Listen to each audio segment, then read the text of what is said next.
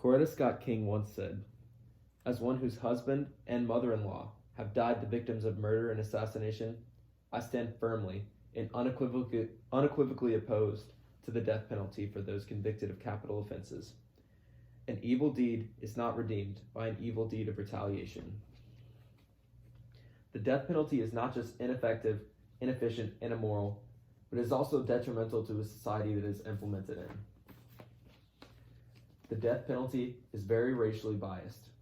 It is a classist structure of government, and it is flawed and must be abolished.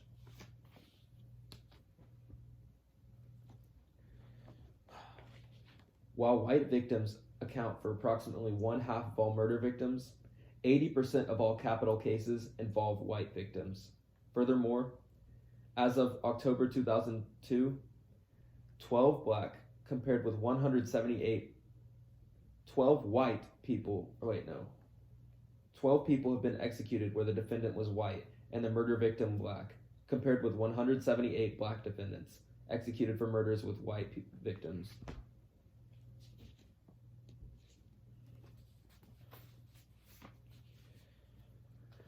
This racial disparity is quite obvious and apparent when you look at these statistics.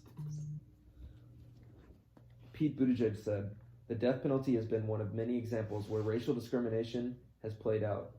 You can see it in the simple fact that someone convicted of the same crime is more likely to face the death penalty if they are black."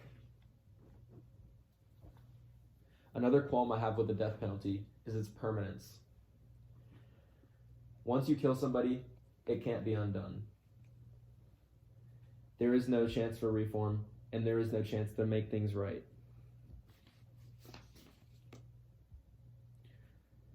This is especially bad because of the amount of false convictions there are. The Innocence Project, which is used in many states and helps to fight for wrongly convicted people of capital offenses, has exonerated very many people throughout history. The National Registration of Exonerations lists inadequate legal representation at trial as a contributing factor in more than 1/4 of these wrongful homicide convictions. A lot of these convictions are of people of color and people who are of lesser income. Because these people have to be represented by subpar lawyers, there's a higher chance that they are convicted and sentenced to crimes and sentenced to death for the crimes they commit.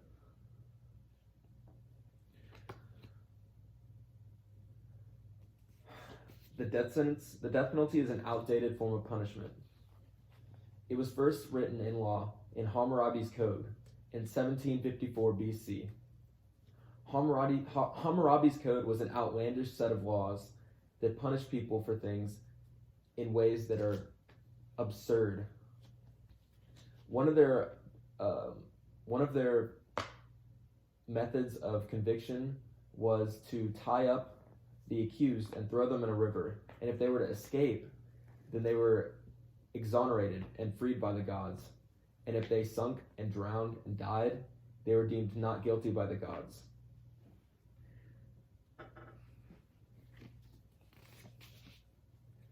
Poor people are more likely to be sentenced to death, statistically. In effect, nobody who is not from the losing class has ever been thrust into a death cell in these United States. It is unfair that those who are poor and of lesser income can be convicted of crimes and sentenced to death quite more often than those who are rich.